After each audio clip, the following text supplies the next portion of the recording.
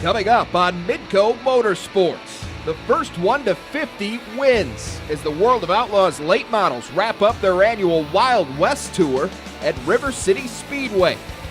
And the Advantage RVs Modified celebrate sizzling summer nights with a 4-day run through Minnesota and South Dakota. We'll recap the series' exciting stops in Huron and Watertown. All that plus an extensive look at the career of one of South Dakota's most successful drivers in a special edition of Hot Laps. The green flag drops down.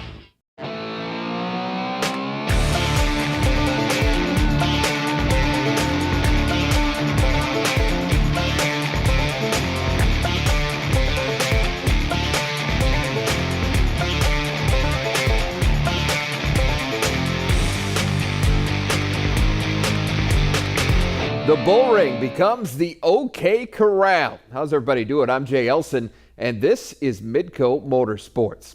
Well, one of the highlights of the annual World of Outlaws late model schedule is something they like to call the Wild West Tour, a short and potentially profitable trek through parts of Minnesota and the Dakotas. This year's event featured 4 races, with each of them paying at least $10,000 to win.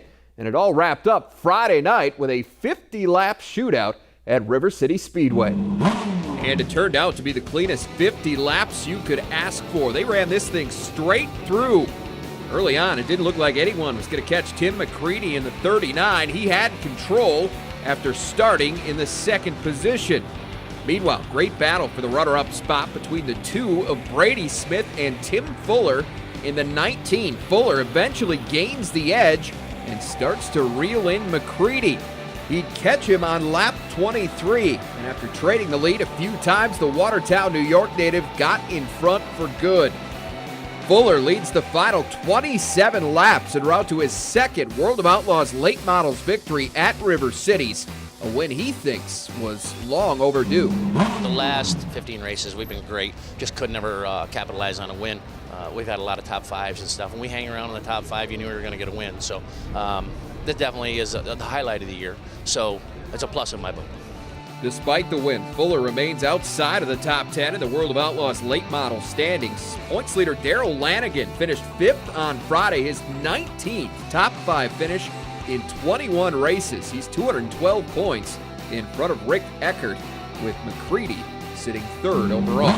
Friday also marked the first of 3 races for the Wissota A-Mods at the Bull Ring, and a familiar name dominates the night. Dustin Strand, who just completed that 50-lap late model feature, slides around pole setter Blake Jetvig. From there, the only real battle was for second, and Jetvig loses that one to Austin Arneson. A late caution was the only reason this thing was close at all, and even with that, Strand was never really challenged. He wins it by nearly 2 full seconds, making that 70 laps well worth it.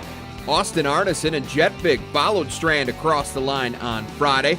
Mackinac, North Dakota's Aaron Olson collected the night's Hard Charger Award, coming all the way from 15th to finish 4th. A slick track led to some nasty wrecks during the Outlaw Sprint's hot laps, and it continued on the first lap of the feature. This one took out a handful of drivers, including Mark Dobmeyer.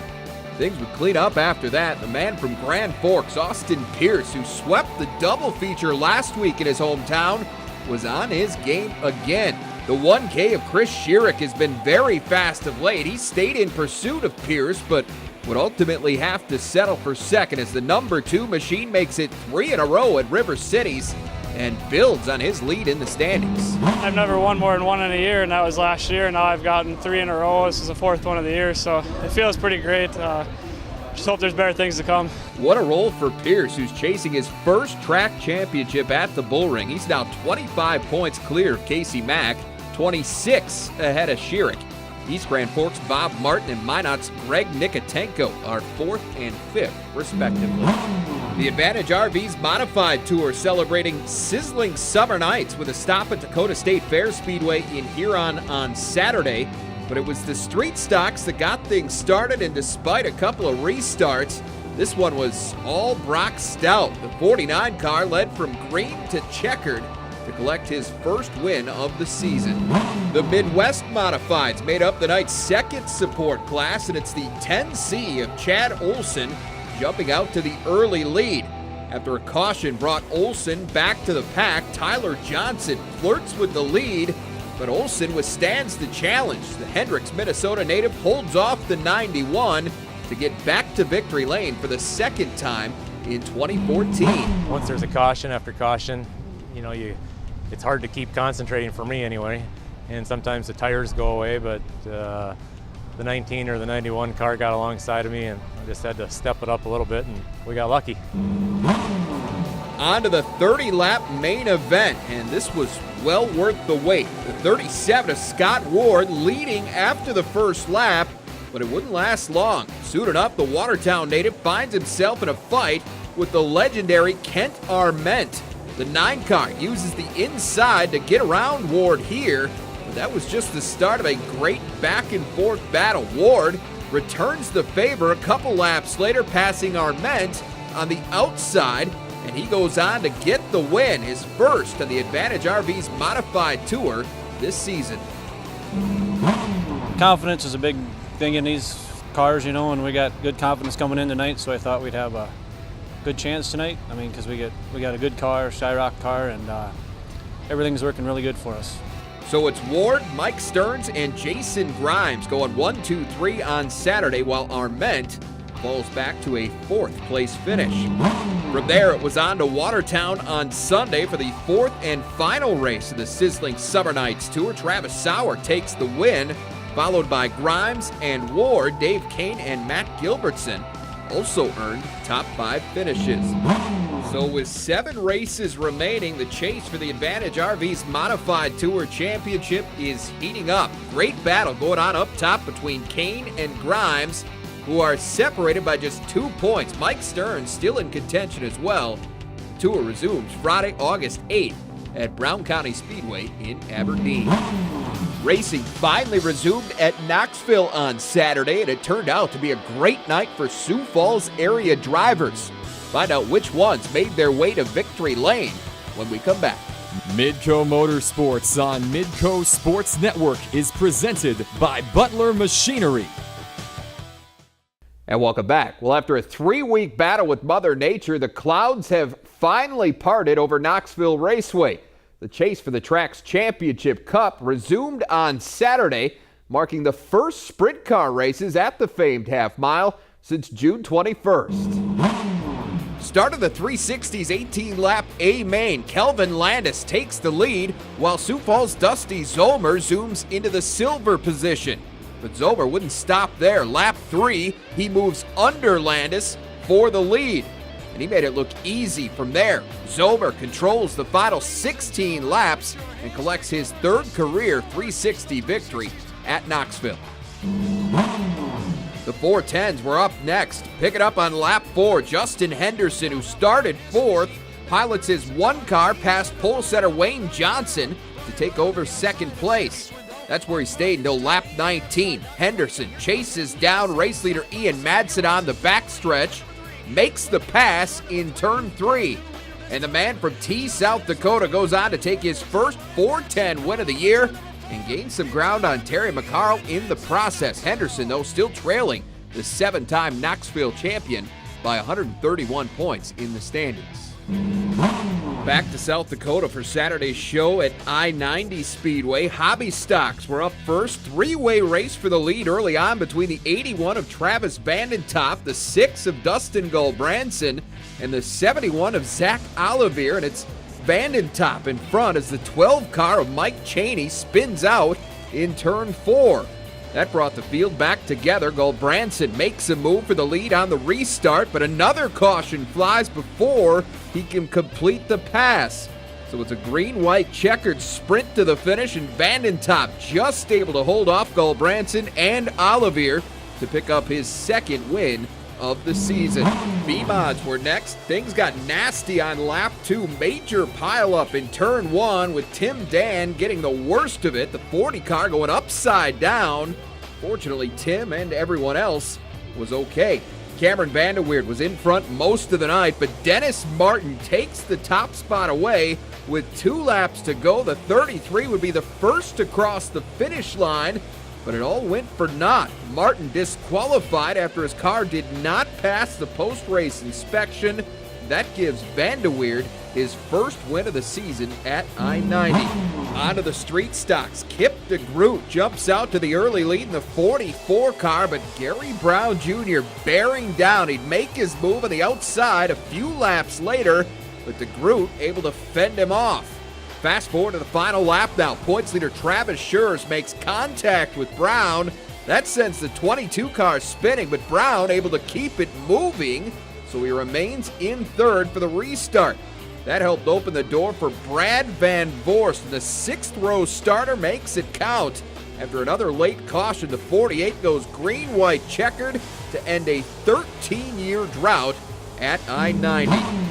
Finally, we go to the 360 sprints. Kevin Flowers built a nice lead early on, only to have a yellow bring him back to the pack. How often does that happen? Following the restart now, Flowers comes together with the 5 car of Eric Lutz, and the 42 loses out here. He spins out, allowing Lutz to take over the lead, and he wouldn't look back. Lutz, who's been running really well of late, stays in front for the final 2 laps to notch his second win of the season at I-90. Well, racing has always been a family affair for Gary Brown Jr., and he's determined to further that legacy even after the loss of his biggest fan. We'll have that story next. Midco Motorsports on Midco Sports Network is presented by Butler Machinery. Well, if champions are determined by trophies and titles, then Gary Brown Jr. is already among the top dirt track drivers in South Dakota history. But as we found out, the driver of the ever-recognizable 22 car is only as great as his greatest influence. The dirt roads that line the South Dakota countryside are more necessity than nice, and often draw the line between civilization and isolation. But these country highways are also filled with lessons, a place where fathers teach their sons, and in some cases, plant the seeds of passion. For Gary Brown Jr., this gravel simply lined the path to a different kind of dirt track, the kind that celebrates fast cars and checkered flags. Well, I got started racing obviously through my dad. And growing up, he started racing before I was born, and you know, it's just kind of something that my oldest brother Mark got into, and we were all just kind of born into it.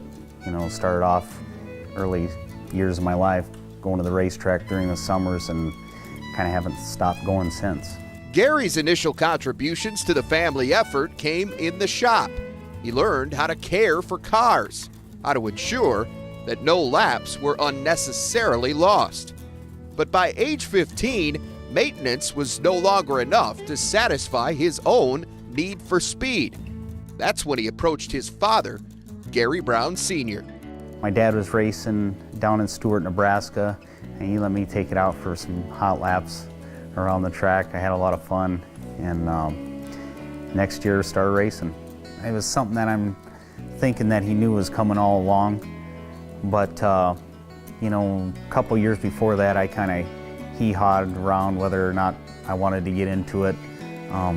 But as the older I got, and you know, start driving on the street, obviously, and start going around town spinning your tires. I think it's something that's just kind of in your blood. And but I'm sure he was really happy about it.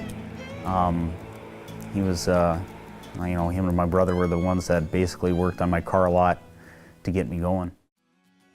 With the family roles somewhat reversed, Brown turned his first official laps in the bomber class at South Dakota's Lake Andes Speedway in May of 1993. He switched to the late model class 3 years later and began a speedy evolution from inexperienced up-and-comer to perennial championship contender. With his brother Mark serving as crew chief, Brown claimed his first season championship in 2001. And their success has continued ever since. The 22 car has now collected a total of 13 track titles, including 7 at the historic Huset Speedway, where Brown has also become the all-time winningest late model driver. You know, I was just thinking about that the other day. I was, you know, the wins that you have, you you really can't remember all of them. You know, I was just looking back in some pictures and seeing some of the cars brought back a lot of memories, but you know, it means a lot. There's a lot of good drivers that have run in this class, and to have my name up against, you know, those guys, it means a lot to me. Brown's one regret is that his father hasn't been around to share in his success. It was the summer of 2005, just days after his latest win, when Gary Brown Sr. found out he had cancer. He died 3 weeks later. You know, you lose some guidance. You know, anybody that that's that close to you and involved with your racing, you know, if you have any experience, any troubles, you know, he was probably one of the first calls you would make to figure out what might be wrong with the car. So you lose that. And but as far as a fan, yeah, him and my mom would travel over from Winter very often on the weekends to watch us, not only, you know, come up for Huset's, of course, on Sunday nights, but Lake County Speedway or I-90 Speedway on Saturday nights. He really enjoyed watching us race. Probably really enjoyed the fact that my brother and I did it together as well, because, you know, he did it with his brothers growing up as well, too. Brown says his father's memory will continue to fuel his career going forward. At just 37 years old, there's no telling when the red flag will finally fall. But one thing is certain. Whether his legacy includes more hardware or not, Junior is going to enjoy the ride, just like he did the first time his father let him drive. I live about a mile north of Huset Speedway, so that'd be tough to quit racing and still hear the engines roar on Sunday nights. I don't know if I could be a good spectator or not. It's something that you know, as a kid growing up, it was something I always did, was compete, whether it be in baseball or football growing up, and it's just the competition, I think, it just keeps bringing me back. Brown's 2014 season got off to a bit of a rough start at Huset's, but he's been on a roll of late. We'll see if he was able to continue his climb toward the top when Midco Motorsports rolls on. Midco Motorsports on Midco Sports Network is presented by Butler Machinery. And welcome back. Well, with wins in 5 straight and 6 of the last 8 A features, Dale Blaney's been making the All-Star Circuit of Champions look like a parade of one. Sunday, the 4-time series champ and current points leader looked to continue his recent dominance as the All-Stars made the first of consecutive weekend stops at Huset's. Another beautiful night for racing in Brandon, and it got started with the hobby stock feature. The Y4 of David Beeman was running well. He works into first place here after starting third. Behind Beeman, we had a good race for second between the L82 of Logan Fitzpatrick and Zach Olivier in the 71. But on the final lap, the 44 of Chad Cooner joins the party, squeezes into the second spot. Take another look at this as the cars go 3 wide in turn 4. Cooner rubs the wall but is able to keep control.